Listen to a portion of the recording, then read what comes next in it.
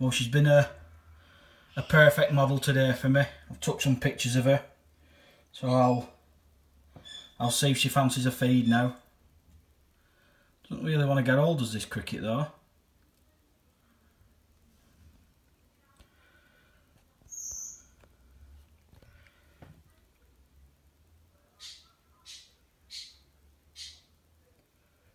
No, I don't want to know.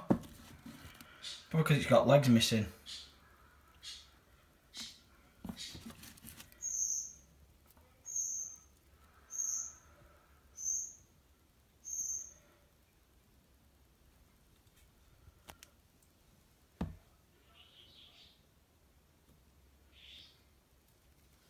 No, he don't want to hold on. I'll feed her by hand.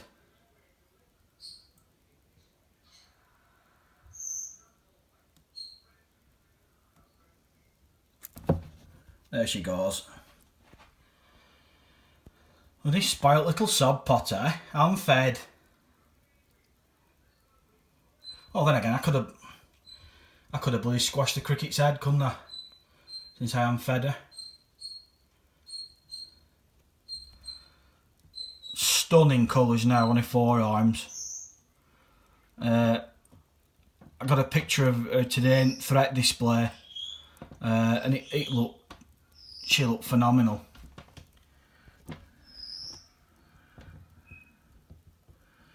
There you go, spoilt little bugger, eh? Spoilt little bugger getting fed, eh?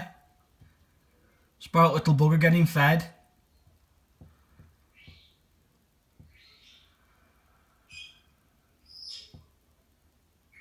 I don't know what she got there, whether it's food sack or something. Looks like that's food what cricket's at. And again, you'd think that'd be its stomach though, so it's probably not. You can even see on her antennae, I can't zoom in that far, but you can even see little ridges on her antennae with this phone. It's a lot better.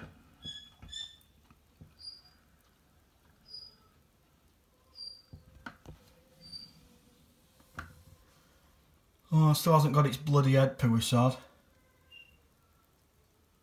Although it's well wedged in them formidable looking spikes.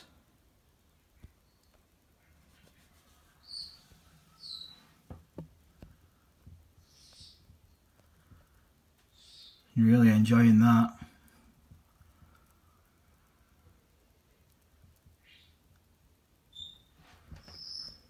And cricket obviously isn't. Me dead leaf girl is hanging upside down. You'll know if you keep mantids when they hang upside down a certain way, it usually means a shed's imminent. So I think next day or so I'm guessing that Sheila shed.